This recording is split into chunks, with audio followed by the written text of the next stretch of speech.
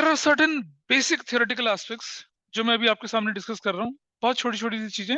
हमने बोला शेयर्स हम इश्यू कर सकते हैं क्या? पार पे, प्रीमियम पे। शेयर हम डिस्काउंट पर इश्यू नहीं कर सकते हैं। शेयर हम री-इश्यू कर सकते हैं डिस्काउंट पर, उसके बारे में थोड़ा-सा बाद में पढ़ेंगे। इन क्वेश्चन के साथ-साथ आपको करना सिखाऊंगा क्या? Balance sheet, cash book, calls in advance, calls in arrear, everything.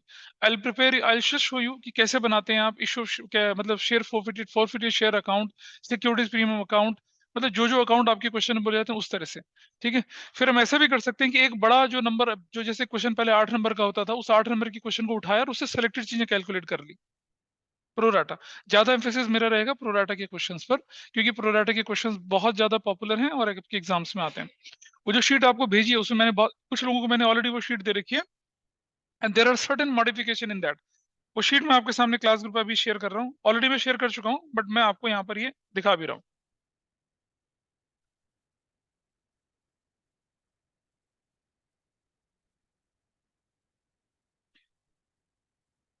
ये देखिएगा जरा शीट यहाँ पर।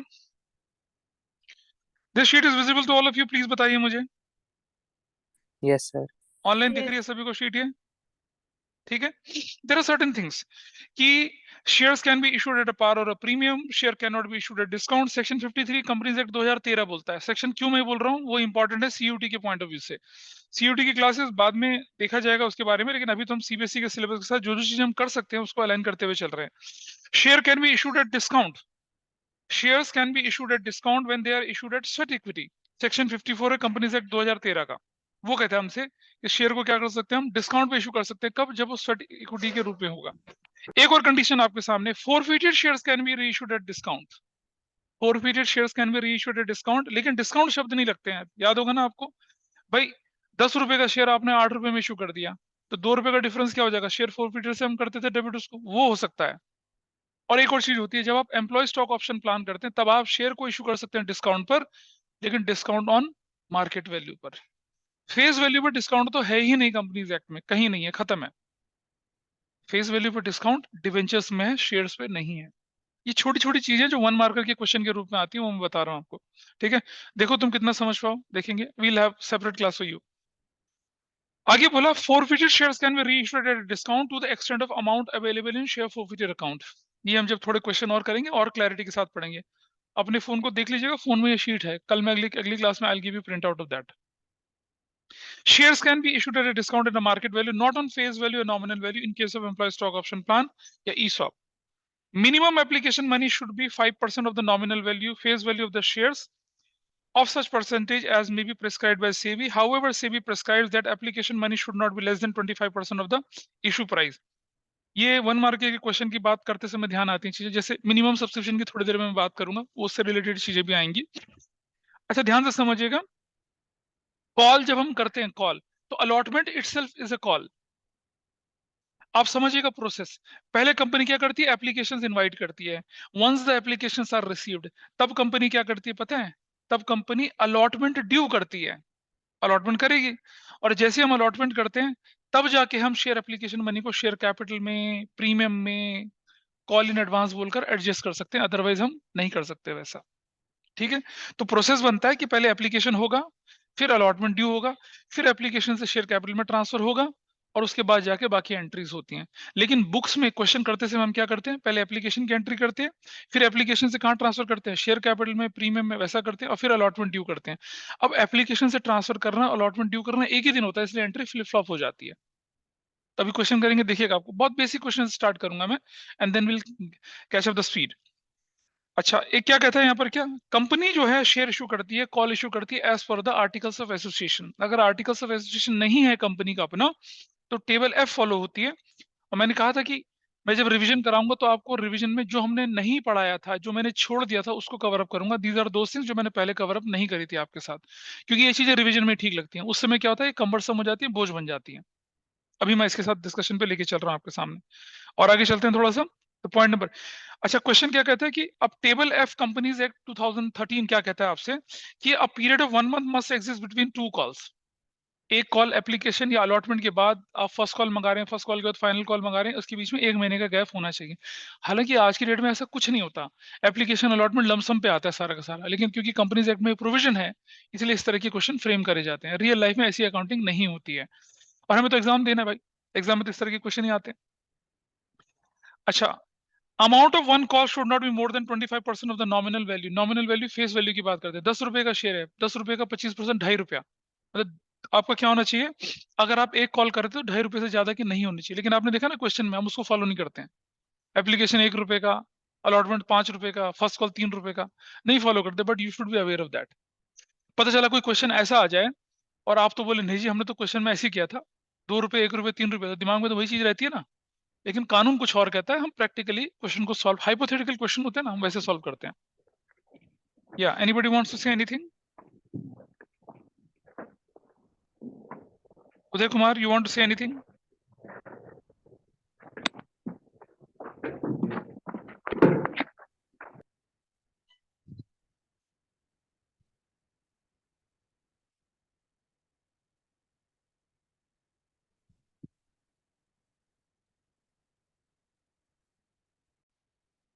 Sorry for disturbance, let's move further.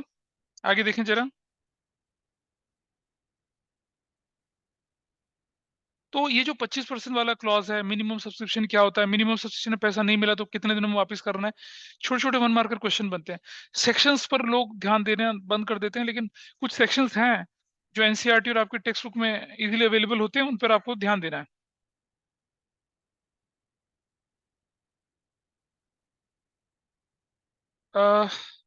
here is the document.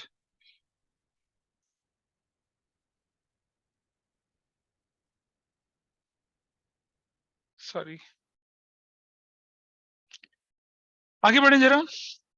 अच्छा, 14 दिन का नोटिस पीरियड दिया जाना चाहिए अपने शेयर होल्डर को पैसा लेने के लिए। आपने एक मान लो कॉल इशू कर दी, आपने कॉल इशू कर दिया मान लो 15 अगस्त को, तो 29 अगस्त तक का टाइम देंगे आप, 14 दिन का टाइम देंगे उसे पैसा रिकवर करने के लिए।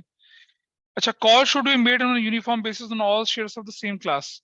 मतलब ऐसा नहीं होना चाहिए कि जैसे मान लो इक्विटी शेयर्स हैं, कुछ शेयर होल्डर को आप ₹2 की कॉल मंगा रहे हो, ₹3 का फाइनल कॉल मंगा रहे हो, कुछ को ₹1 का फर्स्ट कॉल, बाकी को ₹4 का फाइनल कॉल, ऐसा नहीं होना चाहिए। बराबर होगा, ₹2 फर्स्ट कॉल है तो सभी के लिए ₹2 होगा। प्रेफरेंशियल की कैटेगरी में अगर ₹1 फर्स्ट कॉल है तो सभी के लिए ₹1 फर्स्ट कॉल होगा। ऐसा नहीं होगा कि आप, मतलब मैंने गौहर को एप्लीकेशन ₹2 का, ₹3 का अलॉटमेंट, फिर 2323 कर दिया। मैंने राघवी को 143 ऐसा करके कर दिया। ऐसा नहीं होना चाहिए, मतलब एक कैटेगरी के शेयर के लिए आपको एक ही तरह से चीजों को फॉलो करके चलना चाहिए। थोड़ा आगे चलते हैं, ये सबसे इंपॉर्टेंट पॉइंट है। Section 39(1) companies act 2013, minimum subscription is the amount stated in the prospectus that must be subscribed and the amount payable on application for the amount status as minimum subscription have been paid to and received by the company by cheque और the other instrument. मतलब minimum amount, subscription minimum क्या होता है, that amount which company feels sufficient for smooth functioning of operations of a company and that must be raised at the time of application.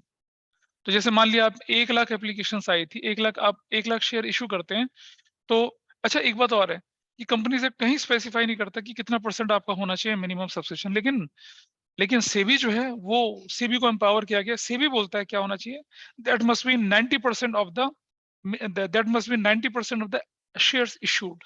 Application receive नहीं, share issued. आपने 1 लाख की application issue करी तो 90,000 आपको क्या मिल जानी चाहिए, एप्लीकेशन मिल जानी चाहिए।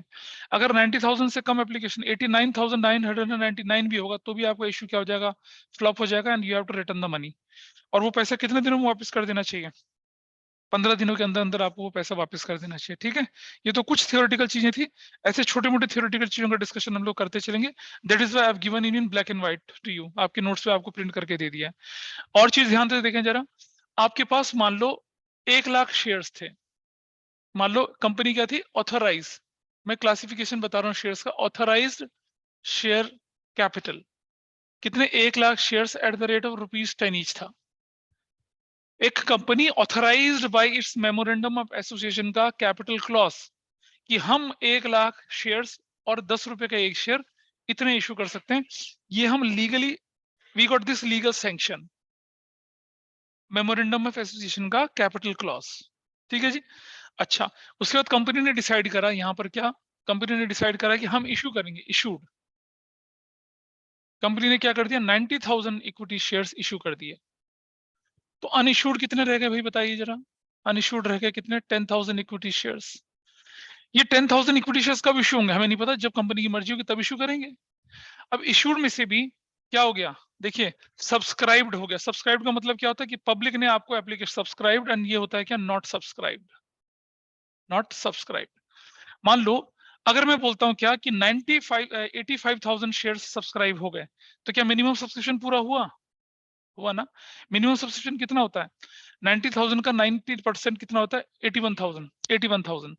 अगर ये 81,000 से कम हो जाएगा, 80,000 हो जाता है, जैसे बोलता है कि company issued 1 lakh share, company issued 90,000 equity shares and application for receive for 80,000 shares. अगर एप्लीकेशन रिसीव फॉर 80,000 शेयर्स हो जाती, ऐसा करके आता, तो तब क्या करते हैं हम। तो एक बार बोर्ड में ऐसा क्वेश्चन आया, ठीक है, तो मैंने बच्चों को बोला था कि आप ऐसा लिख सकते हैं क्या कि since minimum subscription is not fulfilled, hence issue is to be closed and company has to refund the application money received. लेकिन भाई 6 नंबर के क्वेश्चन में ऐसा मत करना, ये आपको 1 मार्कर क्वेश्चन में करना है, ऐसा लिखना है। 6 नंबर में मैंने बोला था कि ऐसा करना, लिख देना कि since minimum subscription is not received, then issue must not be subscribed, an issue must be cancelled, and application money must be returned. However, for the sake of marks, I am solving question further. ऐसे लिख के question solve कराना, और by chance उससे 1 साल बाद ऐसा हो गया, बोर्ड में क्वेश्चन आया और बच्चे लिख के आए, और लिख के आए, नंबर तो मिलने थे उनको, गलत थोड़ी था। तो ये जो लिखना है ना कि ये पता चला तुमने भी 6 नंबर के क्वेश्चन में लिख दिया, since minimum subscription is not received, issue is not to be carried out further, money is to be refunded, और रिफंड की एंट्री डाल दी ना भाई ना, नंबर नहीं मिलेंगे। ठीक है, हाइपोथेटिकल क्वेश्चंस हैं, तो आप लिख दोगे for the sake of marks I am solving it further, however it this issue should be cancelled. ठीक है, ऐसा करके। जीएमआर इंफ्रास्ट्रक्चर एक कंपनी होती थी, जो कि आपने देखा होगा दिल्ली मुंबई की एयरपोर्ट हैंडल करती है, दुबई की कंपनी है साउथ इंडियन बंदा है। उनका पब्लिक इशू ऐसे ही कैंसिल हुआ था, तब से लेकर आज तक वो पब्लिक इशू लेके नहीं आए हैं। Anyway, let's move further. तो सब्सक्राइब्ड हो गया, नॉट सब्सक्राइब, नॉट सब्सक्राइब कितने हो गए, 5,000। इनका फ्यूचर क्या होगा हमें नहीं पता अभी। ठीक है, अब सब्सक्राइब में से आपने क्या कर दिया, 85,000 सब्सक्राइब है, आपने क्या कर दिया इसमें से 75,000 शेयर्स ये थे, कॉल्ड अप हो गया, इनसे आपने पैसा मंगा लिया। ये तो आपकी मर्जी ना, पैसे किससे मंगाए किससे ना मंगाए। 75,000 शेयर से आपने पैसा मंगा लिया, और मान लो हाइपोथेटिकल एग्जांपल है, 5,000 शेयर्स जो थे वो अनकॉल्ड रह गए, 10,000 शेयर, सॉरी 10,000 शेयर जो थे वो क्या रह गए, अनकॉल्ड रह गए। कब मंगाएंगे हम, जब मंगाएंगे तब मंगाएंगे। अब इन अनकॉल्ड में से भी क्या कर दिया आपने, सपोज इनमें से क्या कर दिया आपने, 6,000 शेयर जो हैं उनको बोल दिया आपने क्या, रिजर्व कैपिटल, क्या बोल दिया उसको, रिजर्व कैपिटल, और ये हो गए कितने, 4,000 shares, this is unreserve capital. मतलब ये अनकॉल्ड जो थे ये तो कभी मंगाएंगे नहीं, इनको कभी मंगाना ही नहीं है, during the life time of the company they are not going to be called up, they are going to be called at only at the time of winding up. इसे रिजर्व कैपिटल, कैपिटल रिजर्व नहीं है बेटा, ये reserve capital है। Reserve capital, capital reserve का difference समझाया था आपको, कहाँ है दूसरी वाली। अच्छा, रिजर्व कैपिटल बोलते हो, अनरिजर्व इसको हम बाद में मंगा लेंगे कभी पैसा, ठीक है। और ये कॉल्ड अप जो होता है इसकी 2 कैटेगरीज होती हैं, एक को बोलते हैं पेड अप, और एक को बोलते हैं कि अनपेड, अनपेड या नॉट पेड अप। अब अनपेड के साथ हम लगा देते हैं कॉल्स, और इसको हम एक नाम और देते हैं क्या, कॉल्स इन अरियर। क्या नाम देते हैं इसको, कॉल्स इन अरियर। और इन्हीं शेयर को हम फोरफिट करते हैं। तो जैसे मान लिया इसमें से 70,000 ने क्या कर दिया, पेड कर दिया, 5,000 ने क्या कर दिया, अनपेड करा पैसा, तो ये कॉल्स इन एरियर की कैटेगरी में चले जाते हैं। तो जब हम बैलेंस शीट बनाते हैं ना कंपनी की, तो इस तरह से हम चीजों को लेके चलते हैं। हम लिखते हैं ऑथराइज, हम कौन कौन सी कैटेगरी लिखते हैं बैलेंस शीट के केस में, हम लिखते हैं ऑथराइज्ड, हम लिखते हैं इशूड, हम लिखते हैं subscribed and fully paid up, subscribed and not fully paid up. इतनी कैटेगरी बनाते हैं हम लोग, ठीक है।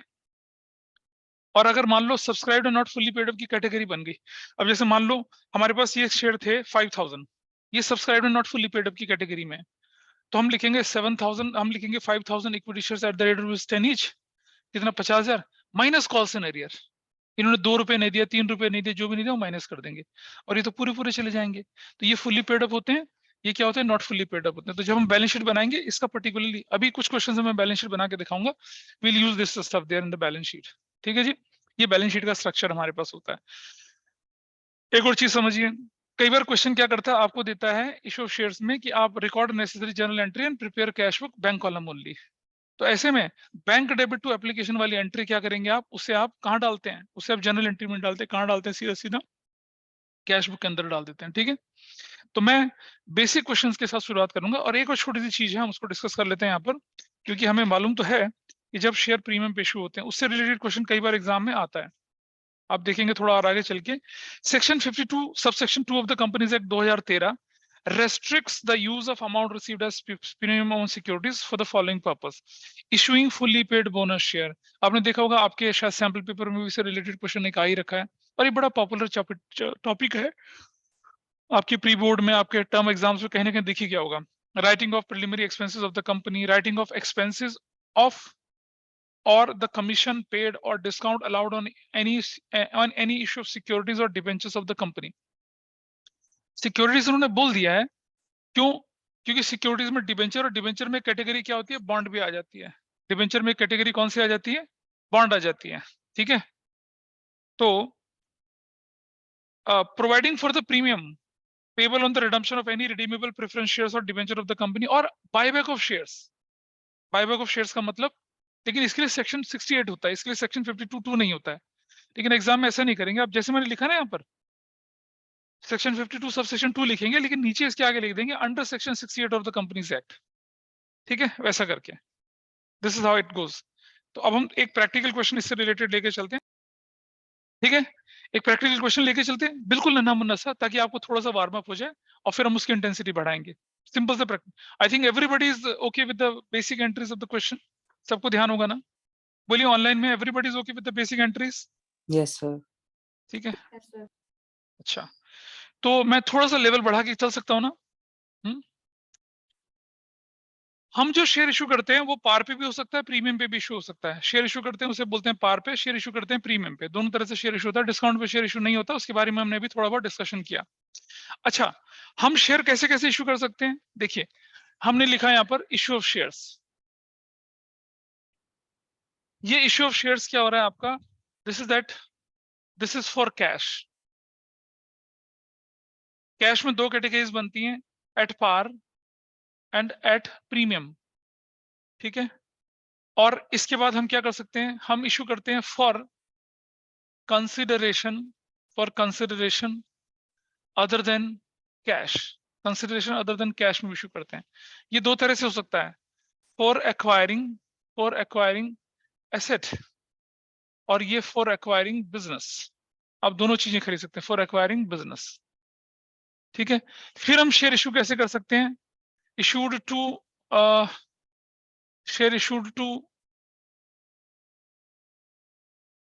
हाँ, promoters and underwriters, promoters and underwriters. और शेयर हम एम्प्लॉय स्टॉक ऑप्शन प्लान के रूप में भी इशू कर सकते हैं। ठीक है, प्रोमोटर एंड अंडरराइटर को जो हम शेयर इशू करते हैं ना बेटा, उनको हम स्वेट इक्विटी शेयर्स बोलते हैं। क्या बोलते हैं, स्वेट इक्विटी शेयर्स बोला जाता है उसको बेसिकली। स्वेट का मतलब क्या होता है, पसीना, पसीना मतलब मेहनत का वर्ग, इसके लिए सिंबॉलिकल टर्म है, स्वेट इक्विटी शेयर्स के रूप में दिया जाता है। तो व्हेन शेयर्स आर इशूड, है ना, गलत बोला, पसीने का मतलब पसीने के लिए नहीं होता कि प्रोमोटर से अंडरराइटर को बैठाएंगे, उनसे बिल्कुल मजदूरी करवाएंगे, जब उनको पसीने निकलेगा तब बोलेंगे ले पकड़ 4-5 शेयर, ऐसा नहीं है। अंडरराइटर और प्रोमोटर को जो हम पैसा देते हैं, देखिए अंडरराइटर ने क्या किया, अंडरराइटर ने तो हमें, अंडरराइटर को नहीं बोलते हम स्वेट इक्विटी प्रोमोटर के लिए हम बोला जाता है। प्रोमोटर या anybody who is providing us technical know how, उनको स्वेट इक्विटी शेयर्स दिए जाते हैं, और जनरली क्या करते हैं, इनकी जो फेस वैल्यू उससे कम पे दिए जाते हैं। ये बेसिकली, हाँ, इनको प्रिलिमिनरी एक्सपेंसेस बोला जाता है बेसिकली। ठीक है, वैसे बोला जाता है। एनीवे हटा देते हैं इसको यहाँ से, अभी बेसिक चीज के साथ चलते हैं। प्रोमोटर अंडरराइटर को, और ईएसओपी का सिर्फ नाम आपके सिलेबस में, इसका अकाउंटिंग ट्रीटमेंट आपके सिलेबस में नहीं है। ठीक है, इसके क्वेश्चन भी मैं कराऊंगा। तो अभी मैं थोड़ी देर में क्या करने वाला हूँ, आई टेक दिस कैटेगरी, लोगों को बहुत गड़बड़ लगती है, और इससे 3 नंबर का क्वेश्चन आ जाता है, और इस वाले को भी लेके चलेंगे, then will go to the routine questions. ठीक है, is it okay with everyone? तो एक क्वेश्चन में लेके चल रहा है यहाँ पर, क्या, जब हम शेयर इशू करते हैं किसको, किसी को भी XYZ को जब हम उससे एसेट्स खरीदते हैं उसके क्वेश्चन है। था ना किसी का डाउट कि मुझे कंसिडरेशन अदर देन कैश वाले पार्ट को सीखना था? कोई बच्चा बोला था मुझसे? नहीं, सभी देख लीजिए, रिवाइज ही हो जाएगा, कोई बड़ी बात नहीं है। ठीक है, हम लिख रहे हैं यहाँ पर क्या, x purchase machinery of rupees 6 lakh for rupees 8 lakh. ठीक है, and issued equity shares of rupees 10 each eight 30% premium. ये लिखा हमने। मैंने पहली क्वेश्चन मुश्किल ले लिया है। मुश्किल क्या ले लिया, थोड़ी कैलकुलेशन खराब होगी, उससे ज्यादा कुछ नहीं होगा। X purchase of machinery rupees, x purchase की जगह क्या कर लेते हैं हम लोग, एक्स लिमिटेड कर देते हैं। एक्स लिमिटेड ने मशीनरी खरीद ली 6 लाख रुपए की। वो मशीन की कीमत, अब 6 लाख की मशीन थी तो हम कौन सी वैल्यू लेके चलेंगे, 6 लाख लेके चलेंगे, 8 लाख लेके चलेंगे? 8 लाख लेके चलेंगे। हमारी जेब से कितना खर्च होगा, हमारी जेब से तो 8 लाख रुपया खर्च होगा ना, 8 लाख लेके चलेंगे। And issued equity shares of rupees 10 each eight 30% premium. अब कितने शेयर इशू कर रहे हैं वो तो हमें पता ही नहीं है। तो सबसे पहला काम क्या कर लीजिए आप, एक एंट्री लिख लीजिए मशीन को एक्वायर करने की। उसके बाद ढूंढिए आपने नंबर ऑफ शेयर्स कितने इशू करेंगे। ठीक है जी, क्या क्वेश्चन क्लियर है ऑनलाइन में सभी को? बोलिए, question is clear? Yes sir. ठीक है, तो क्या करते हैं, सबसे पहली एंट्री जो मेरी बनती है वो बनती है मशीनरी अकाउंट डेबिट। और क्या लिख देते हैं हम लोग, वेंडर। जब किसी का नाम न दे रखो तो वेंडर कर देते हैं। कितने रुपए से, 6 लाख रुपए से, चाहे वो 8 लाख से। उसका हम एक्विजिशन प्राइस रखेंगे। हमारे लिए जो वैल्यू क्या लिखेंगे, परचेज मशीनरी, नरेशन जरूर से लिखेंगे और फॉर्मेट जरूर से बनाएंगे। परचेज मशीनरी फ्रॉम वेंडर कर देंगे। वेंडर XYZ डब्ल्यू बब्लू कुछ भी दे सकते हैं वो लोग। नंबर 2, अब इससे पहले कि मैं आगे बढ़ूं दूसरी एंट्री करने के लिए, तो मैं निकालता हूं यहाँ पर क्या, देखिए नंबर ऑफ इक्विटी शेयर्स कितने इशू करेंगे आप देखिए, वो होगा amount payable to vendor upon में इशू प्राइस पर शेयर। अब अमाउंट पे टू वेंडर कितना है, 8 लाख रुपए का है। इशू प्राइस पर शेयर कितना है, 10 + 3 है, 13 है। ये तो फ्रैक्शंस में आ जाएगा आंसर। आने दो, क्या फर्क पड़ता है। Formula is okay with everybody. Amount payable to vendor, हाँ 10 + 3 तो लिखा मैंने। इशू प्राइस का मतलब क्या था, फेस वैल्यू में जब प्रीमियम जोड़ दूंगा तभी तो वो इशू प्राइस बनता है। तो हमारा फॉर्मूला बनता है क्या, amount payable to vendor divided by issue price per share. Amount payable to vendor 8 lakh रुपए का, इशू प्राइस कितने का, 10 + 3 13 रुपए का। ऐसा करके हम काम करते हैं। ठीक, अच्छा कर लिया, निकालो व्हाट इज द वैल्यू, 61,5 हाँ 46 है ना। हम पॉइंट के बाद की वैल्यू को भूल जाते हैं, राउंड ऑफ नहीं करना, कभी भी भूल जाइए। Not consider that value, consider ही नहीं करना उस वैल्यू को। ठीक है, तो अब आपकी एंट्री क्या बनने वाली है, इधर देखिए, वेंडर डेबिट 8 लाख रुपया से टू कर देंगे क्या, इक्विटी शेयर कैपिटल कितने से, now see 61,583, I'll consider 5,538 sorry, I'll consider this value only into face value 10 रुपए से। जहां भी इक्विटी शेयर कैपिटल शब्द आएगा वहां पर हमेशा what ever may be the case आपको फेस वैल्यू मल्टीप्लाई करनी है। कितना हो जाएगा बताइए, 61,538 हो जाएगा ये। टू क्या करेंगे इस तरफ, टू सिक्योरिटीज प्रीमियम लगाएंगे, रिजर्व नहीं लगाएंगे, सिक्योरिटीज प्रीमियम। लोग क्या करते हैं, इसका और इसका डिफरेंस डाल देते हैं सिक्योरिटीज प्रीमियम। ऐसा नहीं करना है, जब फ्रैक्शनल वैल्यू वाले क्वेश्चंस होते हैं नहीं करेंगे आप ऐसा। आप इसका डिफरेंस नहीं डाल सकते हैं यहाँ पर। आप लिखेंगे 61,538 इंटू कितना, 3 से मल्टीप्लाई करें, what value you will get here, कितना 184,614। अब डिफरेंस कितने का आ गया आपके पास, डिफरेंस है ना। तो जो डिफरेंस होगा उस डिफरेंस को आप क्या करेंगे, चेक देंगे कितने का, बैंक बोलकर कितने रुपए का हो जाएगा वो, 6 रुपए का। एंड दिस इज दैट, हो गया काम खत्म। ये एंट्री करनी है आपको, डिफरेंस बैंक से जाएगा, इसलिए हमने ऐसा करके चले हैं। गॉट इट, क्लियर है चीजें यहाँ पर, यहाँ तक ठीक है। क्या ऑनलाइन ऑफलाइन में everybody is clear about this? Sir reserve क्यों नहीं लिखा, सिक्योरिटी प्रीमियम? बेटा रिजर्व नहीं लिख सकते हम उसको, रिजर्व तो दिख रहा है ना आपका, रिजर्व तो कैलकुलेटेड होगा ना आपके, number of shares multiplied by premium पर शेयर, वही तो बनेगा रिजर्व। अच्छा अच्छा अच्छा, मैं समझ गया। तुम्हारा क्वेश्चन था सिक्योरिटीज प्रीमियम रिजर्व क्यों नहीं लिखा? हाँ सर। हाँ हाँ, उसका मैं जवाब देता हूँ, रुक जाइए, होल्ड करिएगा जरा।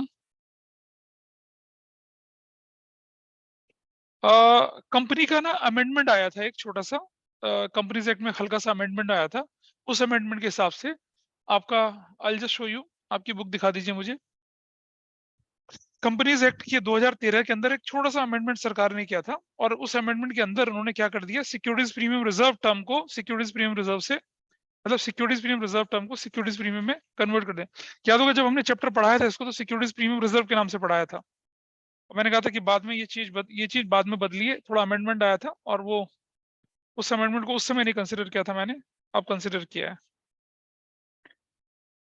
ठीक है, तो मतलब सिक्योरिटीज उसमें प्रीमियम, फर्क छोड़ना पड़ता है, मतलब वो नहीं भी बेटा, लेके। नहीं लिखो ना, जब आपको सही चीज मालूम है तो उसको यूज करो ना आप। नहीं मतलब एक बार आपने बताया था ना कि वो ज्यादातर वो गवर्नमेंट स्कूल में पुराना एडिशन होता है, तो वैसे अब। नहीं बेटा कोई बात नहीं, आप गवर्नमेंट स्कूल में नहीं हो ना, हाँ तो आप अपनी अपनी एज को बना के रखो। ठीक है। ठीक है, वो मैं, हाँ, शेड्यूल 3 कंपनीज एक्ट 2013, वो अमेंडेड, ये पेज नंबर 9.21 देख लीजिए अपना, सबसे नीचे लिखा हुआ है, देख लीजिए page number 9.21। Schedule 3 companies act 2013 is amended whereby the term securities premium reserve is replaced by the term securities premium। ये यहाँ पर आपको दिख जाएगा सबसे नीचे, जहां पर आपको इशूड, जहां पर एक अकाउंटिंग एंट्रीज के नीचे लिखा हुआ है। ठीक है, ध्यान रहेगा इसका। Yes sir, thank you. अच्छा ठीक है जी, आगे चलें थोड़ा सा। अब मैं इस क्वेश्चन के अंदर एक छोटा सा चेंज ला रहा हूँ, एक छोटा सा चेंज ला रहा हूँ, और वो आप लोग करेंगे उसको। देखें, ये हो गया सभी का, this is fine with everyone. ये ध्यान रहा ना, बैंक क्यों लिखा हम लोगों ने यहाँ पर। अगर आप उसको एक वैल्यू आगे बढ़ा देते हैं तो आपको फिर 6 रुपए रिकवर करने पड़ जाएंगे, वो फिर गड़बड़ हो जाएगी। इट इज इजियर टू पे 6, 5, 4, 5, 6 रुपए का चेक देके आप अपना मामला निपटा सकते हैं, है ना। किसी से 6 रुपए लेना बड़ा चिंदी चोर वाली बात लगती है, अगर प्रैक्टिकली देखा जाए तो। देना इज इजी, बंदा कहेगा क्या बंदा यार 6 रुपए का चेक दे रहा है मुझे, कहेगा नहीं वैसा रख लो कोई बात नहीं, है ना, इज्जत बढ़ जाएगी तुम्हारी। Anyway, this is there. अब हम क्वेश्चन के अंदर चेंज लेके चलते हैं। ठीक है, देखिए क्वेश्चन के अंदर, हाँ, ये फॉर्मूला ध्यान रखना, इस वाले को, ये फॉर्मूला ध्यान रखना। X limited purchase machinery 6 lakh 8 lakh and issued equity shares rupees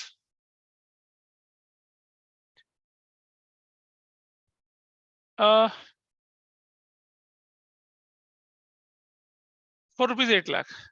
ठीक है, द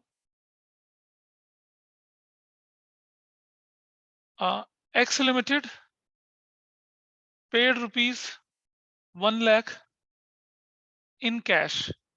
जब कंपनी में इन कैश बोलते हैं ना, कंपनी कैश में कुछ नहीं पे करती, बैंक से एंट्री करनी होती है, ध्यान रखना।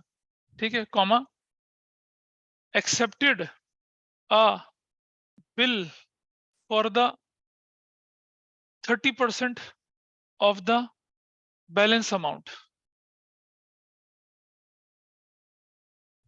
मतलब 1 लाख रुपए तो कंपनी ने क्या कर लिया, कैश में एक्सेप्ट, कैश ले दे दिया, और एक्सेप्ट कर दिया 30% ऑफ द बैलेंस अमाउंट के लिए एक बिल एक्सेप्ट कर लिया। ठीक है, उसके बाद लिख रहे हैं for the remaining amount, for the remaining amount equity shares of rupees 20 each were issued at 30% premium. फिर से फ्रैक्शन वाला काम बन जाएगा, ये काम आपको करना है, करिए। 3 नंबर का क्वेश्चन बनेगा ये क्वेश्चन क्लियर होगा, I think everybody is able to see this question. मैं पढ़े दे रहा हूं दोबारा से कि X limited purchase machinery rupees 6 lakh for rupees, अब की ओर मैं क्या करता हूँ, इसको थोड़ा बदल लेता हूँ। ये 10 लाख की मशीन थी, और इसको मैं क्या कर देता हूँ, 7 लाख का कर देता हूँ, चलो ठीक है। अब 10 की मशीन 7 में मिल गई, हमें क्या फर्क पड़ रहा है, हमारी तो एक्विजिशन कॉस्ट 7 लाख है ना, 7 लाख से एंट्री बनती है। 1 लाख तो कैश में पे कर दिया, बिल एक्सेप्ट कर दिया 30% of the balance amount, and for the remaining amount equity shares of ₹20 each were issued at 30% premium. Question खत्म, सॉल्व करिए जल्दी से। देखिए भाई, पहली एंट्री मशीनरी डेबिट, टू वेंडर, कितने रुपए से हो रहा है बताइए? ये 7 लाख रुपये से आपकी कहानी चलेगी, 7 लाख। ठीक है, purchase machinery from vendor. Number 2, vendor debit 7 lakh से टू बैंक बोल के कितना जा रहा है उसके नाम पे? ऑलरेडी 1 लाख बोला, कैश नहीं लिखेंगे यहाँ पर। To BP. अब मुझे बताइए 10 7 में से 1 चला गया तो 6 लाख बचा। 6 लाख का 30% कितना हो जाएगा? 180। 180, हाँ 180 का बीपी बन जाएगा। अब बैलेंस कितना बच गया? हाँ 420 balance 7 lakh minus 1 lakh minus 180, क्या वैल्यू बचती है आपके पास? ये 420 और डिवाइडेड बाय कितना बोला? 20 + 6, तो आपके पास बन गई 420 डिवाइडेड बाय कितना होगा? 26। नंबर ऑफ शेयर्स कितने? 15384 पॉइंट। अबे तो इसका कितना हुआ ये बता मुझे। 61 या 16? चलो ठीक है, ये you have to consider this value. तो अगली एंट्री टू, इसी के अंदर to equity share capital, that will be of what? 15384 into ₹10। Into 20 नहीं होगा? नीचे नीचे नीचे, नहीं सर, इंटू 20 ईच करना। हाँ हाँ वो 20 करेंगे आपने अभी, लेकिन हाँ पर रुक जाओ, पहले नंबर ऑफ शेयर निकालो कितने आते हैं। 13.8। अच्छा yes, we will do this 20। अब जरा मल्टीप्लाई करो उसको 20 से, कितनी आती है वैल्यू? 3230660। ये टू सिक्योरिटीज प्रीमियम 153 इंटू 6 9918। अब ऊपर और नीचे में डिफरेंस कितने रुपए का रह गया? 22 का कैसे डिफरेंस हो सकता है यार? 22 का डिफरेंस तो नहीं रहेगा।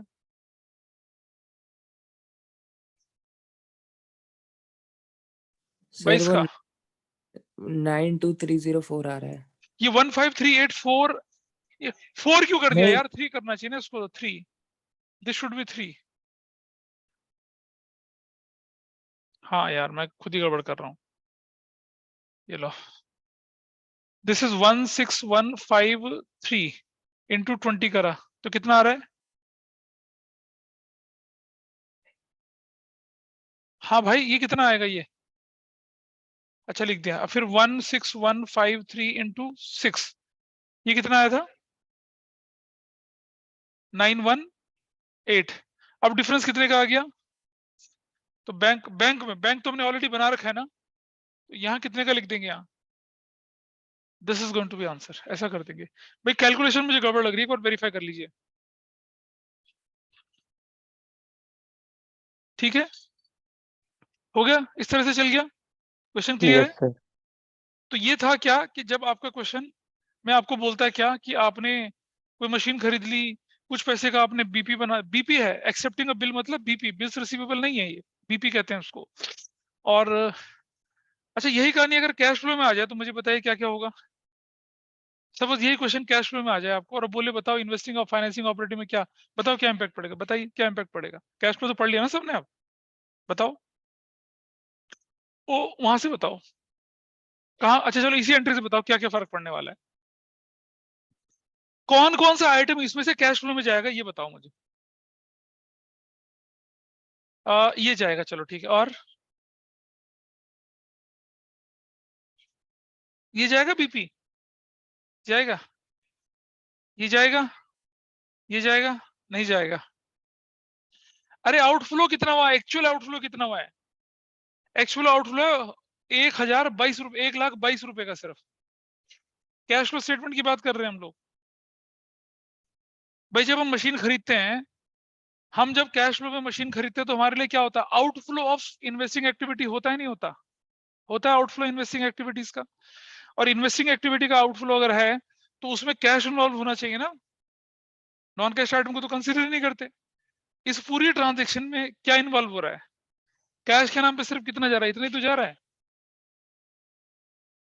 कौन सा working capital? Working capital changes कहां से आ गया?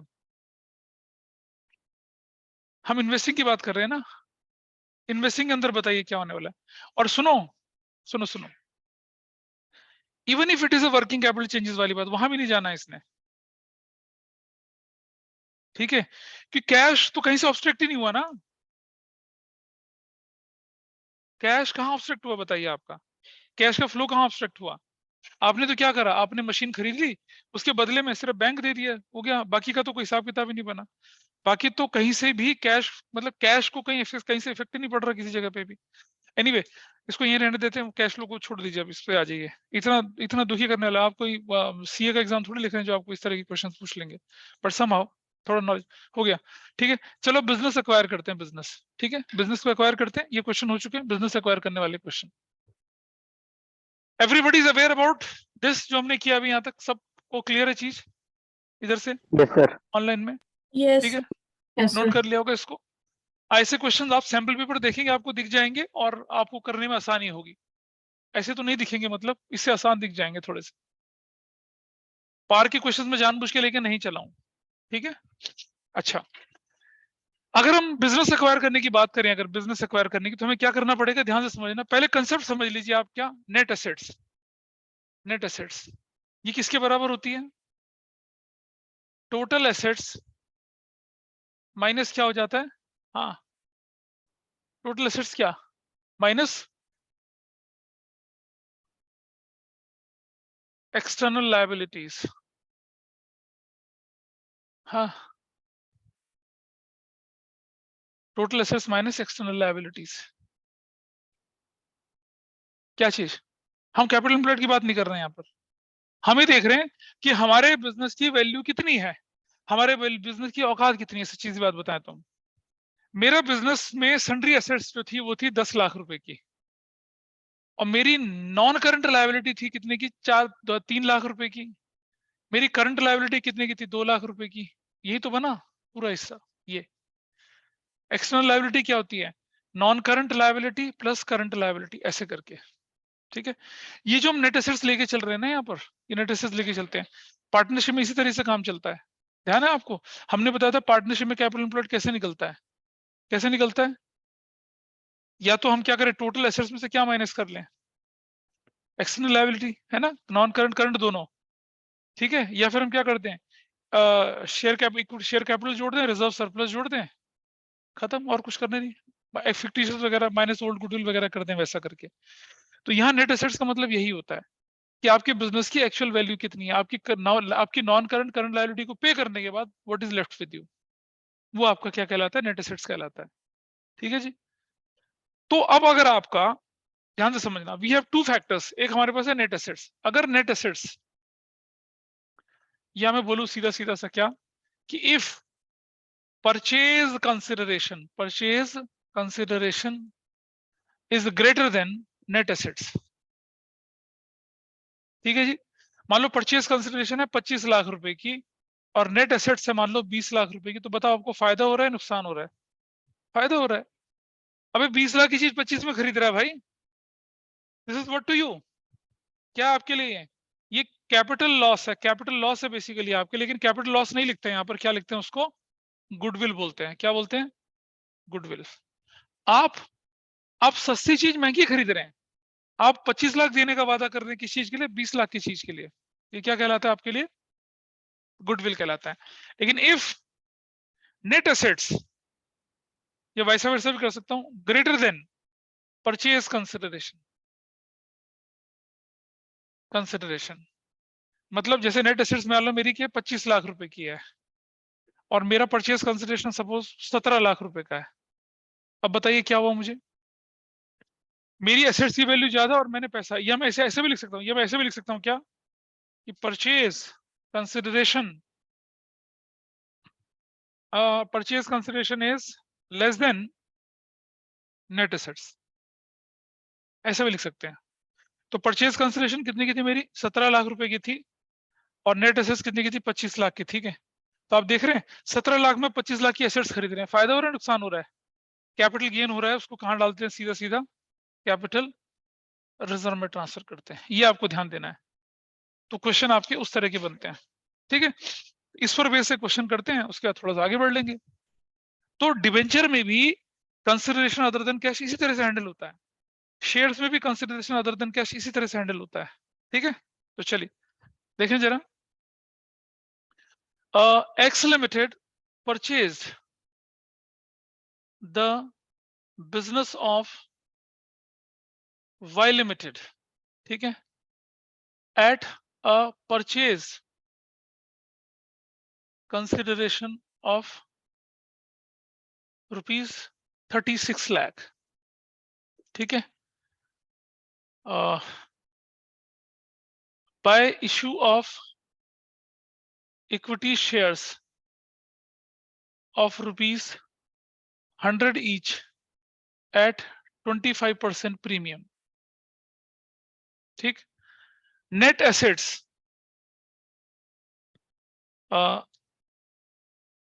record necessary journal entries. Case 1, if net assets is rupees 40 lakh, और number 2, if net asset is rupees 30 lakh. दो केस में आपके क्वेश्चन को हमने बांट दिया है। ठीक है, कर सकते हैं, इसे ट्राई कर सकते हो। मैं एक पार्ट करके दिखा रहा हूं, ऊपर वाला, नीचे वाला अपने आप करना। ठीक है, एक पार्ट करके दिखाता हूं आपको, सिर्फ एक पार्ट। अच्छा, मैं एक चीज बताता हूं आपको। देखिए, कुछ बच्चे क्या कहते हैं, वो कहते हैं कि जी हम ना रिवीजन जैसे है उसको हम अपने आप कर लेंगे। देखिए मेरी बात समझिएगा, मैं रिवीजन अगर 5 घंटे में कराऊंगा, आपको वो रिवीजन करने में कम से कम 3 या 4 दिन लगेंगे। जब हम खुद करने बैठते हैं ना, अब आपको तो नहीं आइडिया ना कि कौन सा क्वेश्चन किस इंटेंसिटी का क्या है, मुझे तो मालूम है ना कि कौन सा क्वेश्चन एग्जाम के लिए कितना इंपॉर्टेंट है। तो मैं धीरे धीरे करके उन्हीं क्वेश्चंस को रिवाइज करके चलूंगा जो कि आपको सैंपल पेपर में, बोर्ड के पेपर में दाएं बाएं दिखेंगे। मुझे तो कम टाइम लगेगा। लेकिन आप क्या करोगे, आप तो अपनी मर्जी तो उठाओगे ना, चलो स्कैनर पूरा करते हैं, चलो बोर्ड वाले क्वेश्चन करते हैं, वो करते हैं, but you have no direction, but I have direction here. तो जब कभी आपकी रिवीजन कहीं हो रही तो रिवीजन कर लेनी चाहिए, चाहे आपको चैप्टर आता हो तब भी। अभी जैसे हम पार्टनरशिप करेंगे, पार्टनरशिप की रिवीजन करेंगे, कुछ लोगों को शायद रिटायरमेंट डेथ कुछ आता होगा, तो टाइम रिवीजन का टाइम बचेगा आपका क्लास को अटेंड करने से। तो नेक्स्ट क्या हुआ देखिए, आप पहली एंट्री बताते हैं हम लोग। यहाँ पर पहली एंट्री कर देते हैं हम लोग, sundry assets account debit. Net assets account debit करना, सन्ड्री एसेट्स डेबिट करेंगे या नेट एसेट्स डेबिट करेंगे, क्या लिखूंगा बताओ? नेट एसेट्स लिखूं?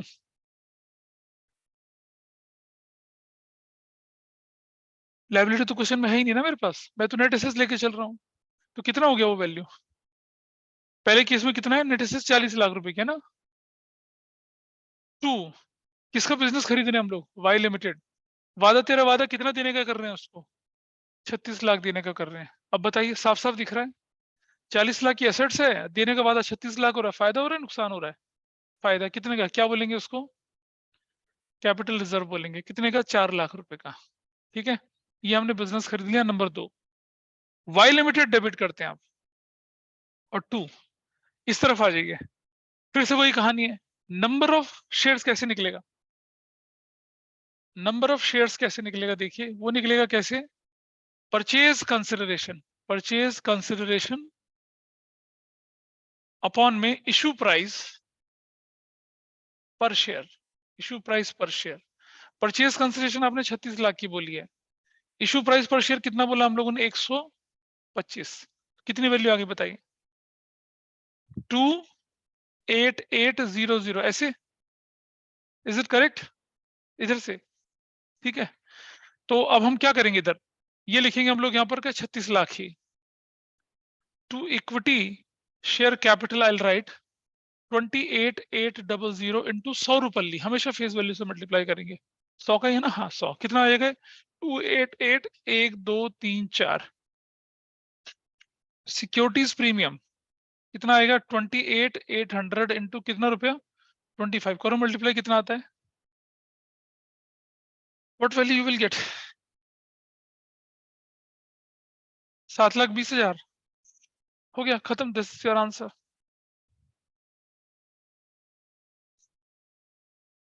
ठीक है, और ये तो केस वो 1 1 हो गया। दूसरा केस भी साथ साथ कर लेते हैं, फिर मैं अगला क्वेश्चन आपको करने के लिए दूंगा। नंबर 1 एंट्री हम फिर क्या करेंगे, सन्ड्री एसेट्स डेबिट करेंगे अब की बार दोबारा से, that will be of 40 lakh only. थोड़ा इन नेट एसेट्स को हमने नेट एसेट्स 40 लाख लिया था ना, अब 30 की बार लाख नेट होते हैं ना। अब की बार नेट एसेट्स 30 लाख है हमारी, ठीक है 30 लाख। और 2 वाई लिमिटेड को कितना देने का वादा कर रहे हैं हम लोग, वाई लिमिटेड अकाउंट 36 लाख। अब बताइए हम 30 लाख की एसेट्स के बदले में 36 लाख देने का, हमारे ऊपर लायबिलिटी कितने की चढ़ रही है, 36 लाख की ना, और हम जो एसेट्स है वो 30, नुकसान हो गया ना हमारे लिए। क्या लिखेंगे इसको, गुडविल अकाउंट डेबिट 6 लाख।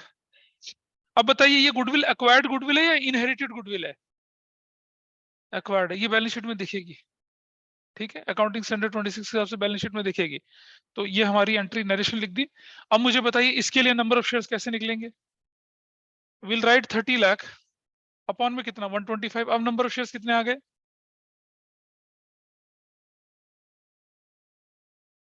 हैं हाँ परचेज कंसिडरेशन 36 लाख के, सॉरी अब बताइए, हाँ तो वही 28,800 ही आएगा, 28,800 ही आएगा, उतना ही आएगा, ठीक है। तो दूसरी एंट्री सेम हो जाएगी, कोई अलग नहीं, दूसरी एंट्री में देयर इज नो चेंज, दूसरी entry is going to be the same, ठीक है जी। कोई दिक्कत तो नहीं यहाँ तक, ऑनलाइन में कोई दिक्कत तो नहीं किसी को, नहीं थोड़ा तेज चल रहा हूँ नो लेकिन सर। प्लीज बताइएगा। Now I am changing a question, अब वो क्वेश्चन आपके लिए होगा, ठीक है कुछ भी हो सकता है, आपके लिए होगा वो।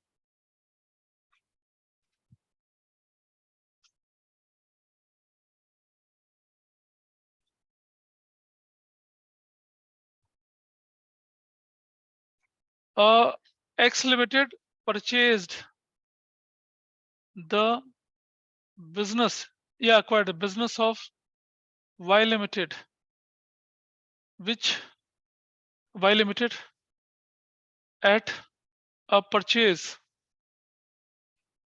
consideration of rupees 42 lakh. The business includes plant 15 lakh का, लैंड 25 लाख का, ट्रेड रिसीवेबल्स 6 लाख के, स्टॉक 3 लाख का, बिल्स रिसीवेबल 1 लाख का, बिल्स पेबल 2 लाख का, ठीक है। लोन एंड लोन्स, ध्यान से सुनना लिखा क्या मैंने, लोन्स एंड एडवांसेस 1 लाख का, और लोन क्रेडिट 8 लाख का, और ट्रेड पेबल जो आपके पास है वो है 5 लाख का, ठीक है।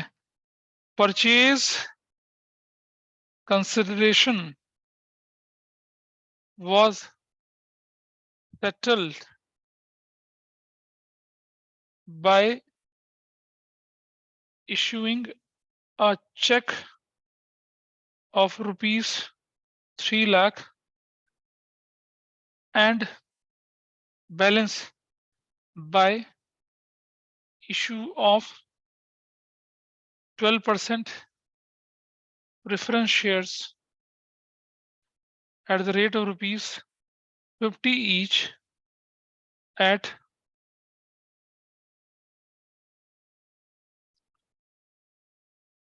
130%। ये है क्वेश्चन, खत्म, चलिए करिए।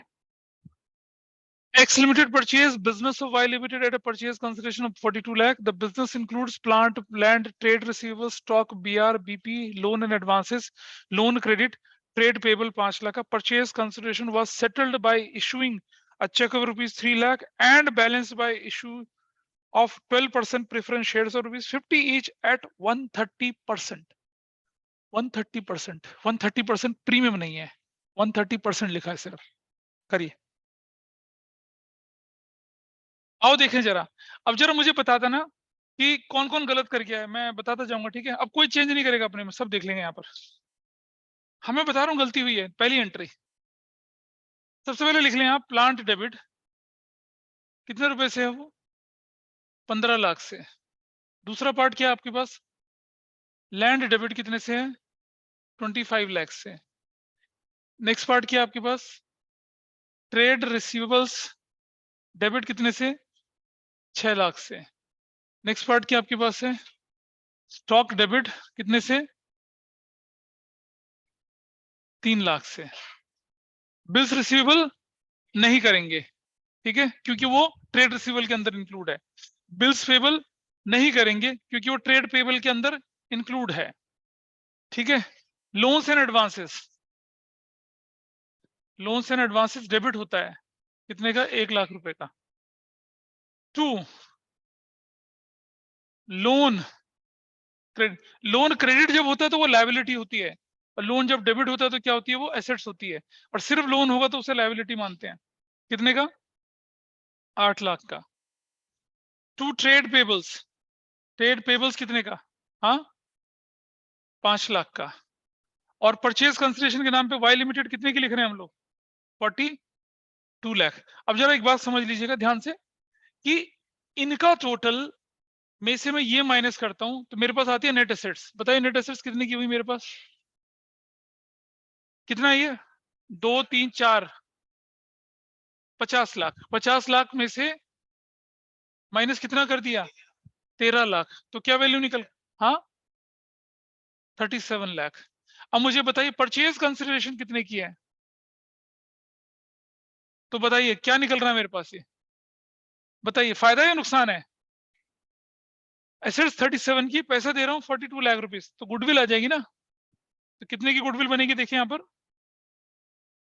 गुडविल डेबिट कितने से बनेगी, 5 लाख रुपए से। Everybody is okay with this, क्या ये सबको समझ में आई, कितने लोगों की एंट्री ठीक है, हाँ अच्छा नाइस। सर मेरी ठीक है, अमाउंट गलत है बस। अच्छा नहीं बेटा, एंट्री ठीक का मतलब अमाउंट भी ठीक होना चाहिए क्या, तो भी क्या फर्क पड़ा। पर नेट नेट एसेट्स की कंसिडर चलो ज्यादा ठीक रहेगा, हमेशा आसानी रहती है।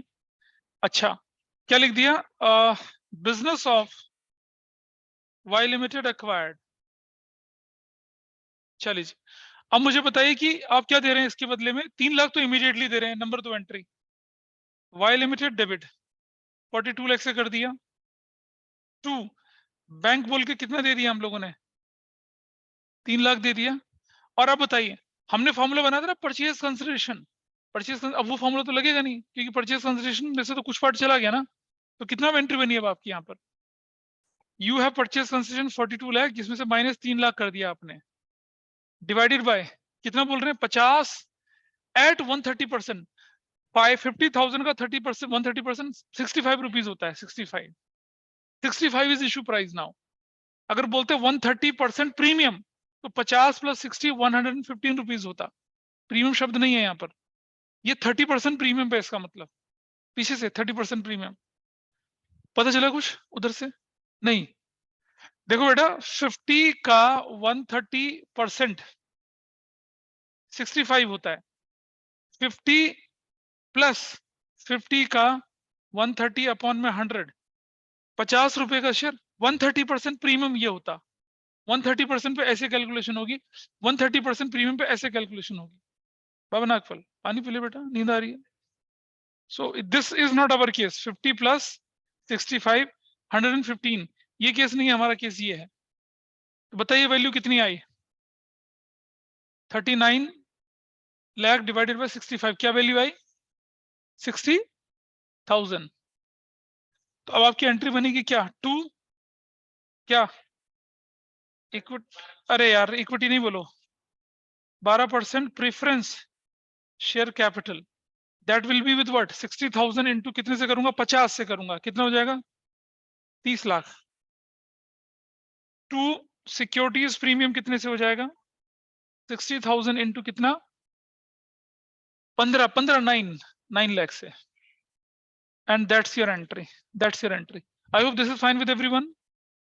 बिजनेस कैसे एक्वायर करते हैं पता चला। एक क्वेश्चन और करते हैं, थोड़ा आगे बढ़ेंगे फिर। सर हमने 15 रुपए का प्रीमियम क्यों करा? क्यों करा बेटा? देखना 50 रुपए की चीज 65 में जा रही है ना। अच्छा ठीक है सर। 50 की चीज अगर 65 में गई तो 15 रुपए एक्स्ट्रा हुआ ना फिर उसका, इसीलिए किया ऐसा। अरे ठीक है, हाँ सर ठीक चलो कैन आई प्रोसीड फर्दर?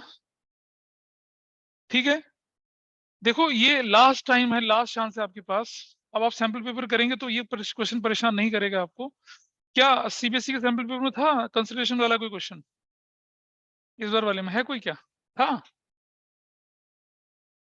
इस सैंपल पेपर में नहीं है, कोई बात नहीं, चलो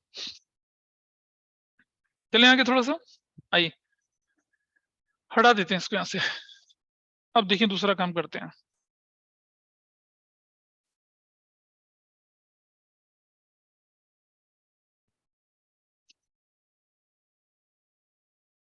अब हम क्या लेके चल रहे हैं? एक क्वेश्चन ऐसा लेके चलो जिसमें नीचे से ऊपर की तरफ जाते हैं, और आप देख रहे हैं आपके सैंपल पेपर का पैटर्न देखकर ऐसे क्वेश्चन के आने के चांसेस बनते हैं। ठीक है, और नीचे से ऊपर का मतलब क्या हुआ देखिए ये कि X limited acquired the business of Y Limited। ठीक है, which includes following: sundry assets rupees 30 lakh and sundry liabilities rupees 5 lakh। ठीक है, the purchase consideration was settled in the following manner। ठीक है, rupees 3 lakh by check। ठीक, एक। Number 2, by accepting a bill of rupees 2 lakh being 30 lakh है ना, ये तो 25 lakh, being 20% of the purchase consideration। ठीक है, number 3, by issue of equity shares at the rate of rupees 20 each at 125% premium. खत्म हो गया। अब हमें ये तो पता ही नहीं कि परचेज कंसिडरेशन कितने का था।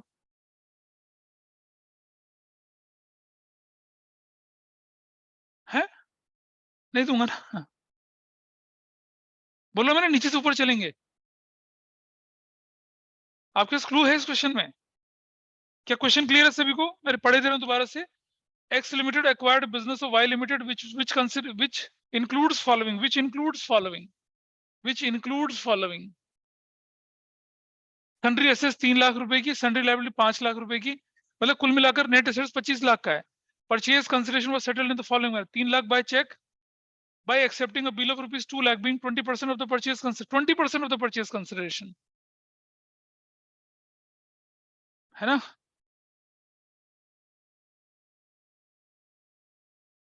और bye issue of equity shares 20 each eight 125% premium. ये क्वेश्चन है आपका, करिए इसको सॉल्व फटाफट से। This is the last case in this category. बाकी केस बहुत आसान है, आप कर सकते हैं इसको। आप अपनी बुक के कहीं से भी उठा के क्वेश्चन देखेंगे, you can easily do that. आइए देखें, जरा समझते हैं कि परचेज कंसिडरेशन का हिसाब किताब पहले देखा जाए। ऊपर से हम लोग ऊपर जो एसेट्स वगैरह की पहली एंट्री थी क्या बनती है? Number 1, sundry assets debit to sundry liabilities. क्या कितने की सन्ड्री एसेट्स, कितने की लायबिलिटी देखिए जरा। 30 लाख रुपए का सन्ड्री एसेट्स और सन्ड्री लायबिलिटी 5 लाख की। और टू क्या बंदा है, वो कौन सा है? Y limited. हमें नहीं पता कितना अमाउंट है। परचेज द बिजनेस, हमें गुडविल भी नहीं पता, हमें कैपिटल रिजर्व भी नहीं पता। We are not aware of that. यहां तक ठीक है? तो मैंने इस एंट्री को इतना छोड़ दिया अभी। नंबर 2, अब हमें बोल रहे हैं कि वाई लिमिटेड डेबिट होगा, नहीं पता कितने से होगा। 2 क्या होने वाला है, क्या बताया, बैंक। कितने से होगा बैंक, 3 लाख से। 2 एक और चीज बोल रहा है क्या, बीपी बिल्स पेबल कितने का, 2 लाख का। अब मुझे ये बताइए, let purchase consideration is X, X का 20% इज इक्वल टू व्हाट, कितना, 2 लाख है, तो what is x, 10 lakh. 2 lakh into कितना हो गया, 100 अपॉन में 20 कितना हो गया, 10 लाख हो गया। ठीक है, अब परचेज कंसेशन की वैल्यू कितनी आ गई, 10 लाख आ गई। 10 लाख। 30 लाख की चीज हम 10 लाख में खरीद रहे हैं, नहीं 25 लाख की चीज। नेट एसेट्स, नेट एसेट्स कितना है, व्हाट इज नेट एसेट्स, यहाँ 25 देख लीजिए लाख। ऊपर, नेट एसेट्स जो है आपके पास कितने का है वो, 30 लाख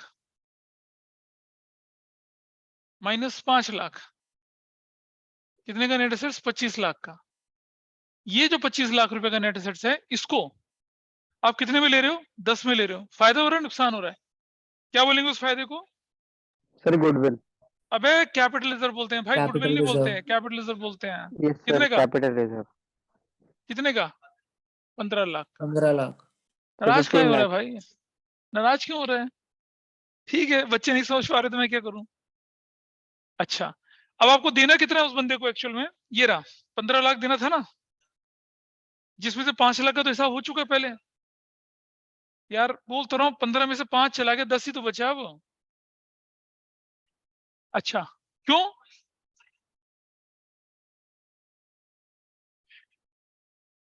हाँ वायलेट 10 लाख रुपए का था ना, हाँ 10 में से 5 चला गया तो कितना बचा, 5 लाख। 5 लाख को कैसे दे रहे हैं अब आप, इशू कितने में करें, 20 प्लस 125% कितना होता है, 20 का 125 अपॉन में 100, बताओ कितना बनता है, 20 प्लस 25, यानी कि 5 लाख डिवाइडेड बाय कितना करूंगा मैं, 45, कितने आ गए, ओए शगुन है किसकी, हाँ एचपी की शादी का शगन, इतना कम। 2 इक्विटी शेयर कैपिटल कितना, 11,111 इंटू कितना, 20, कितना हो जाएगा ऐसे। 2 सिक्योरिटीज प्रीमियम 11,111 इंटू कितना, 25, कितना हो जाएगा ऐसे, इतना सारा, 5 रुपए बैंक में डाल देंगे, दैट्स योर आंसर। कितने लोग कर पाए इसे ठीक, और बढ़ गए, कर लिया सर। कर लिया। तो जिसका नहीं हो पाया वो कहाँ अटके हैं, वो क्या गड़बड़ हुई है, हम नीचे से ऊपर की तरफ चले हैं, देखा ना, नीचे से ऊपर की तरफ चले थे, बोलो।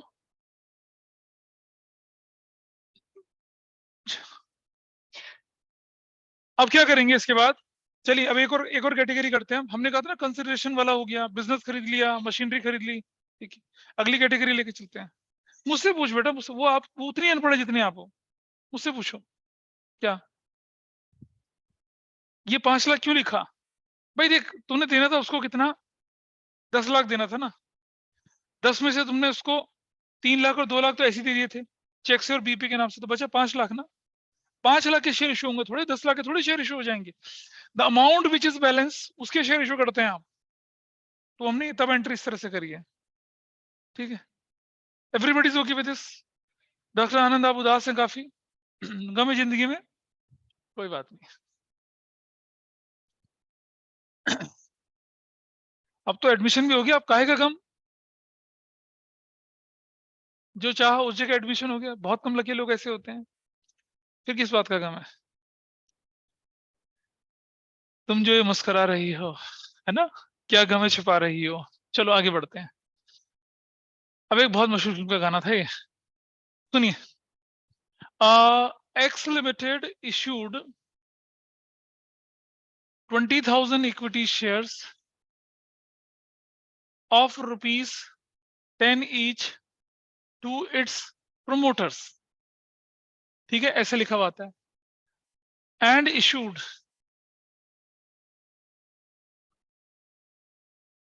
30,000 equity shares of 30,000 12% preference shares to its promoters, ठीक है, उसके promoters को इशू कर रहे हैं, promoters को नहीं यार, टू अंडरराइटर्स। ये क्वेश्चन भी आते हैं आपके पास, इसकी एंट्री कर देते हैं। ये थोड़ी अलग तरह की कैटेगरीज हो जाती हैं, है ना, अंडरराइटर को शेयर इशू करना, वो कैटेगरी लेके चलते हैं। बहुत आसान है, मतलब इट्स वेरी इजी। पहली एंट्री देखिए, सबसे पहले लिखेंगे हम लोग क्या, incorporation cost account debit to promoters. और कितने की इनकॉर्पोरेशन, 20,000 इंटू 10, 2 लाख रुपए लिखेंगे इसको, ठीक है। Incorporation cost is due. Number 2, अब हम लिखेंगे प्रोमोटर्स अकाउंट डेबिट 2 लाख से, और 2 कर देंगे क्या, equity share capital 20,000 into 10, 2 lakh से, और 20,000 equity shares were allotted to promoters या इशू टू प्रोमोटर्स। खत्म। तीसरी एंट्री, भाई आप तब तक किसी को शेयर, देखो आप इनकॉर्पोरेशन कॉस्ट के जो हम प्रमोटर को देते ना, वो हमारे लिए एक्सपेंस, इनकॉर्पोरेशन का मतलब कंपनी के रजिस्ट्रेशन से पहले के खर्चे, ठीक है, प्रिलिमिनरी एक्सपेंस की कैटेगरी में आ जाता है ये वो खर्चा है। और हम इनकॉर्पोरेशन के नाम पे शेयर इशू नहीं कर सकते हैं, शेयर तो हम किसी बंदे के नाम पे इशू करेंगे ना, इसलिए हमने ऐसा करा। Next entry, underwriting commission account debit. कितना अंडरराइटिंग, 30 इंटू 10 कितना हो जाएगा, प्रेफरेंस शेयर्स ऑफ ₹10 ईच, या 20 ईच कर देते हैं, 20 each to its underwriters, ₹20 each to its underwriters. तो अंडरराइटर कमीशन कितना हो गया, 30 इंटू 2 कितना हो जाएगा बताइए, 6 लाख हो जाएगा ना, टू अंडरराइटर्स अकाउंट कितने से, 6 लाख से। और अगली एंट्री बनेगी number 4, underwriters account debit to कितना percent share, 12% preference shares capital, you will write 6 lakh, और कितना लिखेंगे, 6 lakh. That's how it is done, हो गया काम खत्म। तो अंडरराइटर और प्रमोटर को शेयर जो इशू करते हैं हम इस तरह से इशू करते हैं, यहाँ ठीक रहेगा। This is fine with everyone. Underwriter और किसको, प्रमोटर को शेयर इशू करना। सर जो डाउट थर्ड है? एंट्री है उसकी नरेशन क्या होगी? अरे अंडरराइटिंग कमीशन इज ड्यू, या underwriting commission is due, that will be better entry. Underwriting commission debit expense हो गया, अंडरराइटर नाम की लायबिलिटी बढ़ गई, बाद में अंडरराइटर नाम की लायबिलिटी खत्म करके आपने क्या कर दिया, प्रेफरेंस शेयर नाम की लायबिलिटी आपने क्रिएट कर दिया, एंड दिस इज डन। ये कौन सा पार्ट हुआ आपका, जब आप क्या करते हैं, अंडरराइटर को प्रमोटर को जब आप शेयर, तो हमने देखा ना, issue of shares for cash के अलावा हमने क्या क्या कर लिया, कंसिडरेशन अदर देन में बिजनेस खरीदने का, मशीनरी खरीदने का, अंडरराइटर को सारा कुछ हिसाब किताब करने का काम हमने यहाँ पर पूरा किया, ठीक है। थोड़ा आगे बढ़े हम, is it okay with everyone? Yes sir. चलिए आइए देखें जरा, अब एक बार देखते हैं कि बैलेंस शीट का स्ट्रक्चर क्या होता है हमारा। And I am taking one ordinary question with you, जिसमें आपको मैं बैलेंस शीट बना के दिखाता हूं, ताकि बैलेंस शीट की प्रैक्टिस भी साथ साथ होते चले, है ना, क्योंकि आपके क्वेश्चन में, सैम्पल पेपर में क्वेश्चन है बैलेंस शीट बनाने वाला, उसकी प्रैक्टिस आपको होनी चाहिए। अब कम से कम सैम्पल पेपर करेंगे तो आप इशू ऑफ शेयर्स के, इशू ऑफ डिबेंचर्स वाला और थर्ड बुक वाले पार्ट को कर पाएंगे। पार्टनरशिप भी कर ही सकते हैं वैसे, वो भी रिवीजन में लेके चलेंगे थोड़ा सा बड़े लेवल पर। आइए देखते हैं, मैं एक छोटा सा क्वेश्चन लिख रहा हूं यहाँ पर, अगर आपने नोट कर लिया वैसे तो, और उस क्वेश्चन में बैलेंस शीट बनती है, उसको लेके चलते हैं कैसे, ठीक।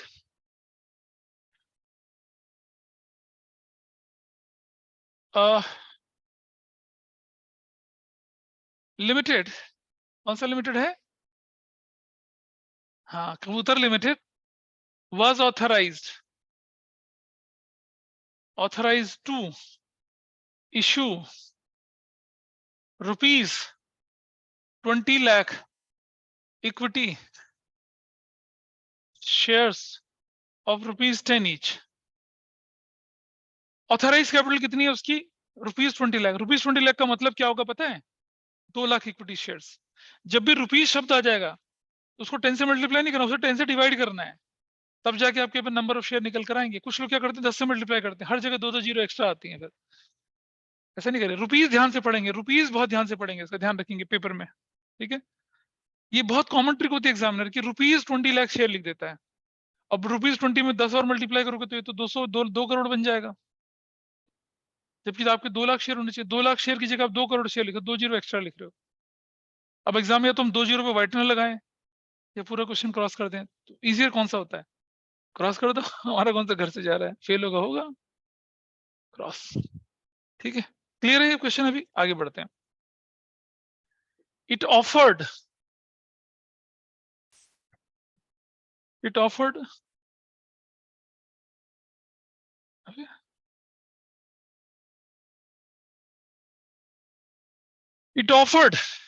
how many? It offered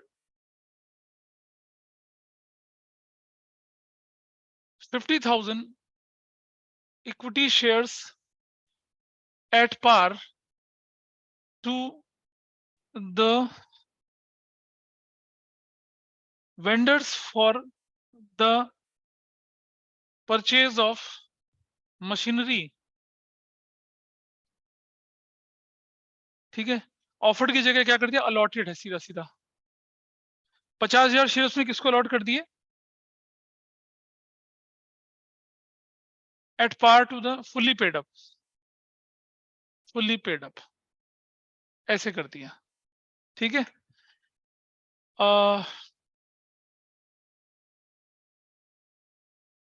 ₹7 lakh equity shares of ₹10 each were offered to the public for subscription, ठीक है? पब्लिक subscribed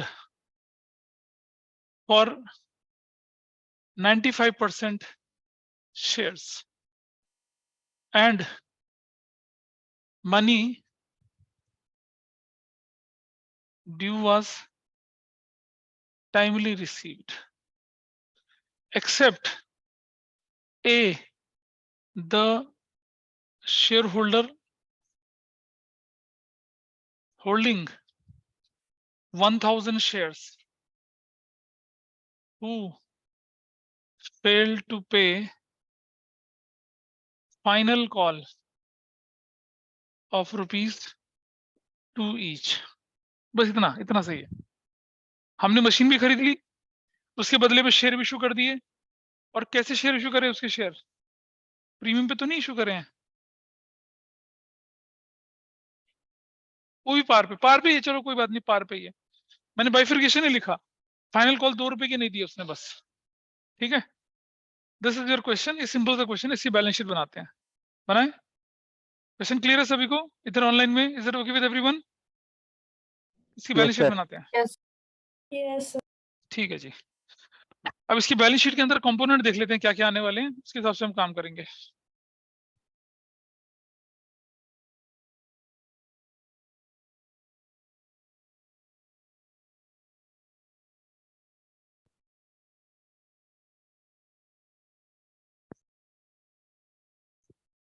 देखिए यहां मेरे पास है बैलेंस शीट ऑफ, अच्छा मैं आपसे बोल रहा हूं, मैं सब कुछ दिखा रहा हूं, मतलब सब कुछ बोल रहा हूं करने के लिए, मतलब आपको कैश वैश सब कुछ है। आपके एग्जाम में आता है show how share capital is to be shown. जब बोले show how share holder fund is to be shown, तब क्या मतलब होगा उसका? शेयर कैपिटल और रिजर्व एंड सरप्लस दोनों दिखेगा तब। बोले सिर्फ शेयर कैपिटल, तो सिर्फ शेयर दिखेंगे। क्लियर है? अच्छा, balance sheet of X limited as at an extract बोल रहा हूं, एन एक्सट्रैक्ट बोल के लिखना हमेशा से ऐसे करके, और ये नोट नंबर, ये करंट ईयर रुपीस, और यहां पर पर्टिकुलर्स। अब ये ना रिक्वायर्ड बेस होती है। नंबर 1 मैंने बोला equity and liabilities, equity and liabilities. आपको बैलेंस शीट का फॉर्मेट तो सभी को ध्यान होगा ना, कि अब बिल्कुल गायब है। नॉन करंट, पहले हमारे साथ क्या होता था, इक्विटी एंड लायबिलिटी में क्या लिखते थे, शेयर होल्डर फंड लिखते थे, equity share, preference shares, reserve surplus, money received against share warrant, application money pending allotment, non current liability, current liability. नीचे क्या होता था, नीचे क्या होता था, non current assets and current assets. Non current में क्या, property plant equipment and intangible assets. उसके नीचे क्या आ जाते थे, टेंजिबल असेट्स, फिर capital work in progress, intangible assets, intangible assets under development, और फिर उसके बाद रूटीन नॉन करंट असेट्स, और फिर रूटीन नॉन उधर करंट लायबिलिटी। ये आप चैप्टर 1 में भी देख सकते हो, इस चैप्टर में भी आपको बैलेंस शीट दिख जाएगी अगर आप देखें तो। इसलिए उस स्ट्रक्चर को मैं नहीं लेके चल रहा, जो जरूरत की चीज है उसको मैं लेके चल रहा हूं आपके सामने। इसमें क्या क्या चाहिए आपको, आपको चाहिए share holders fund, share holders fund चाहिए आपको। उसमें क्या क्या चीज आएगी आपके पास, शेयर कैपिटल आएगी, जिसको नंबर 1 दे देते हैं, रिजर्व्स एंड सरप्लस उसको नंबर 2 देते हैं, और बैलेंस शीट यहाँ क्लोज करके टोटल लिख लेते हैं। नंबर 2 पे आ जाइए, हमारे पास एसेट्स आएगी। एसेट्स में क्या आएगी, नॉन करंट एसेट्स आएगा आपके पास। उसमें भी क्या आएगा, property plant and equipment and intangible assets, ये हेडिंग होगी ना। अब ये बताइए मुझे, ये मशीनरी कौन सी हेडिंग में जाएगा, बताइए मशीनरी के लिए कौन सी हेडिंग लिखूंगा नीचे।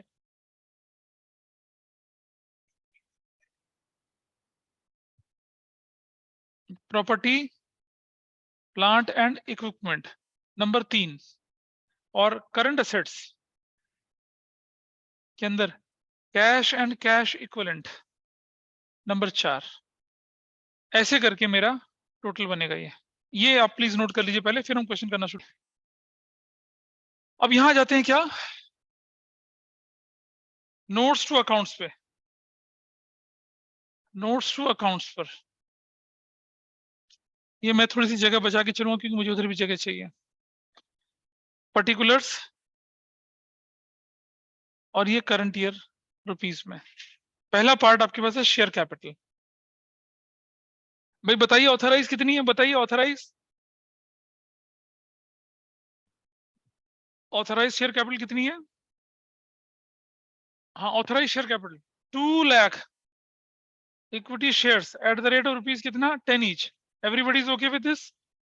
20 लाख ऐसे लिखेंगे, 20 लाख डबल लाइन से क्लोज कर देंगे, ठीक है। कोई दिक्कत है यहां तक किसी को। ऑथराइज तो क्वेश्चन में दे रखा है ना, अगर ऑथराइज ना दे रखा हो तो क्या करेंगे, dash equity shares of 10 each करके डैश कर देंगे, सीधा नहीं लिखेंगे, डैश करके लिखेंगे, ऑथराइज की कैटेगरी बनाएंगे तब पीछे से, ठीक है। चलो ऑथराइज के बाद issued share capital, issued share capital कितना है बताइए।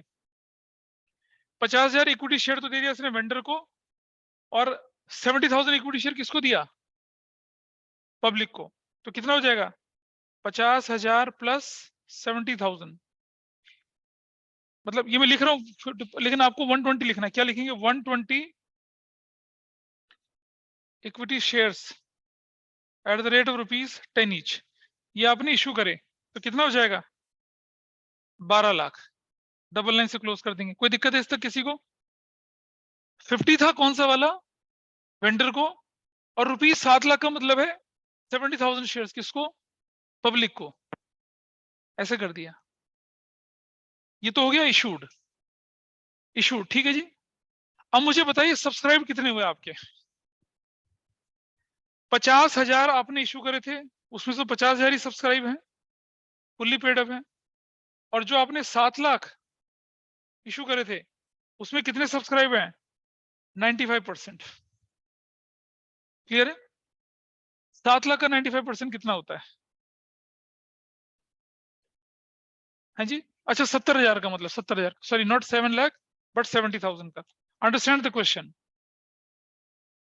अरे भाई 70 पॉइंट में आएगा 66,500। क्या कह रहे हो यार तुम?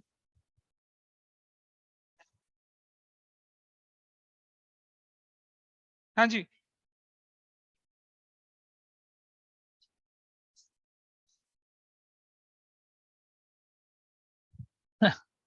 मैंने ₹20 लाख लिखा है। ₹20 लाख का मतलब 2 लाख शेयर होते हैं सिर्फ। अभी बता रहा हूँ कि वो गलती करेगा, वहीं बैठे गलती कर रही है। ₹20 लाख का मतलब होता है आपको 10 से डिवाइड करना है, उससे भी बताया था मैंने ये बात। तो 65,000 कितने थे आपके? 70,000 जो है इसका 90% कितना हो जाएगा? 95%, 66,500। 66,500 यहाँ लिखेंगे क्या? सब्सक्राइब्ड, कुछ जगह लिखते सब्सक्राइब शेयर कैपिटल, उसके नीचे लिखते हैं, मैं लिख रहा हूँ subscribed and fully paid up. कितने share subscribed and fully paid up है बताइए? देखो बेटा समझना, ये 50 पूरे फुल्ली पेड अप है और इस ये 95% कितने में बताइए? 66,500। इसमें से भी 65,500 तो ठीक है और 1000 जो है वो कॉल्स एंड एरियर वाले हैं। क्लियर है? अरे 1000 वाले बंदे ने पैसा पूरा नहीं दिया ना, तो वो कैटेगरी कौन सी बनेगी? और फोरफिट भी नहीं करा हमने उससे। क्या हमने क्या नहीं दिख रहा? नहीं दिख रहा? हाँ, subscribed and fully paid up कितने हैं? वो शेयर जो पूरा पैसा देके दे चुके हैं। 50 ये है, 50 ये है और 65,500 ये है। टोटल कितना हुआ इनका? 1 lakh, 1,05,000 equity shares at the rate of ₹10 each. कितना हो जाएगा? 11,55,000। ये यहां तक कर दिया, इसकी कैटेगरी यहां बंद कर दी। ये कैटेगरी यहां बंद करनी पड़ेगी मुझे। अगली कैटेगरी बनाता हूं मैं, क्या यहाँ पर देखिए, category number subscribed and not fully paid up. वो है 1,000 equity shares at the rate of ₹10 each, com 10 each बस, ठीक है कोई बात नहीं। पेड अप पूरा कॉल तो पूरा ही था ना ये, तो कितने बन जाएंगे ये? 10,000 माइनस कॉल्स एंड अरियर कितना? 1,000 into 2, 2,000, it will be of 8,000 ऐसे। तो आप देखिएगा ये वाले ये और ये वाला, इन दोनों का टोटल कितना बनता है बताइए? What is the total here? 11,63,000 ऐसे करके। तो यहाँ क्या लिखेंगे हम लोग? 11,63,000 ऐसे लिखेंगे। शेयर कैपिटल में ये चला जाएगा। शेयर कैपिटल में किसका टोटल होता है? Fully paid up and not fully paid up का टोटल होता है। कोई व्यक्ति जिसे ना समझ में आया प्लीज बता दीजिए मुझे अभी। Anybody who is not able to understand this part. देखो बच्चे समझो, नहीं पता चल रहा ना, निकल रहा है ना ऊपर से। हमारे पास 50,000 शेयर थे जो हमने मशीनरी वाले को दिए थे और 70,000 शेयर्स हमने ऑफर करे थे जनता को, जिसमें से 95% हमारा अंडर सब्सक्रिप्शन का केस था। 66,500 उसमें 65,500 हमें पैसा पूरे दे गए। 1,000 ने हमें ₹2 की फाइनल कॉल नहीं दी थी बस। ये हमारी बैलेंस शीट का पार्ट बना। सिर्फ अगर पूछे शेयर कैपिटल तो इतना आना है, सिर्फ इससे ज्यादा नहीं आना है। लेकिन हमने बोल दिया क्या सब कुछ। अब आइए दूसरा पार्ट लेके चलते हैं। क्या रिजर्व सरप्लस है इस क्वेश्चन में? कुछ प्रीमियम नहीं था इस पे, सॉरी प्रीमियम नहीं था तो फिर हमें ये कैटेगरी नहीं बनानी चाहिए थी। फिर ये कैटेगरी 2 हो जाती है और ये कैटेगरी 3 हो जाती है। सॉरी ये 2 है और ये 3 है। प्रीमियम हटा, प्रीमियम है नहीं क्वेश्चन में तो हटा दीजिए। हाँ नील नहीं करना ना, कर तो नील कोई बात नहीं, चलो नील लिख दीजिए चलो। पर फिर वो नोट नंबर बदल जाएंगे ना आपके। प्रीमियम तो है नहीं ना क्वेश्चन में, कोई बात नहीं। हमारे पास प्रीमियम तो था ही नहीं यहाँ पर, इसलिए छोड़ दिया हमने। आइए देखते हैं नेक्स्ट कैटेगरी नंबर 2 क्या है? प्रॉपर्टी प्लांट इक्विपमेंट, ये वाला क्या है? इसमें मशीनरी। भाई मशीनरी की वैल्यू कितनी थी बताइए? मशीनरी की वैल्यू कितनी थी? 50,000 इक्विटी शेयर्स एट पार, यानी कि 50,000 इंटू 10, मशीन की वैल्यू कितनी है? 5 लाख रुपए ली। Everybody is okay with this? तो प्रॉपर्टी प्लांट इक्विपमेंट कितने का हो जाएगा? 5 लाख का। अब आ जाते हैं नीचे number 3, cash and cash equivalents में cash at bank, cash and cash equivalent में cash at bank. Cash at bank कितना जा रहा है बताइए, ध्यान से देखना जरा मुझे। आपके पास थे कितने शेयर थे आपके पास? 66,500 इंटू 10, आपकी वैल्यू कितनी बनेगी? 665 ऐसे, माइनस कॉल्सन अरियर कितना था?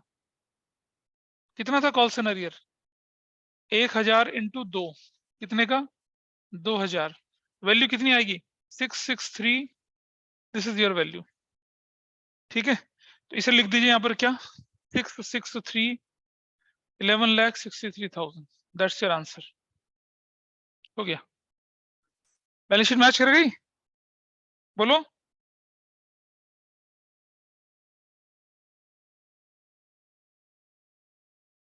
बैलेंस शीट मैच करी नहीं करी बताइए? हो गया, दिस इज डन। ये आपकी क्या बनी? एक बैलेंस शीट। सिंपल क्वेश्चंस में मैंने बना के दिखाया कि आपको अगर शेयर कैपिटल आ जाए तो कैसे लिखना है, मशीनरी आ जाए तो कैसे लिखना है, रिजर्व सरप्लस इस क्वेश्चन में कभी बाद में ले लूंगा कैसे लिखते हैं। ठीक है, क्लियर है, ध्यान है? तो आज का आपका टारगेट क्या रहेगा? देखिए, आप कंसिडरेशन अदर देन के क्वेश्चंस करें, वही है टारगेट। और वो जो शीट आपको दी गई उससे शुरू के कुछ क्वेश्चंस करें। प्रोराटा के साथ है ना शीट में, बिना प्रोराटा किए? थोड़ा बहुत तो प्रोराटा मालूम होगा या नहीं मालूम है? तो जस्ट कोशिश करें 1-2 क्वेश्चन सॉल्व करने की, क्योंकि अगली क्लास में मैं क्या करूंगा, इश्यू ऑफ शेयर्स करूंगा और प्रोराटा के साथ ही करूंगा, क्योंकि नॉर्मल इश्यू ऑफ शेयर्स तो हो जाते हैं सबसे, प्रोराटा। हाँ जी बेटा, हाँ हाँ बिल्कुल है, बिल्कुल है। वी हैव, वही 4:15 से 6:15 के बीच में रखेंगे। संडे को हम 3 घंटे की रखेंगे, सुबह 9 से 12 या 8 से 12। हाँ ठीक है, क्लियर है जी? तो आज हम इस क्लास को यहीं पर बंद करते हैं।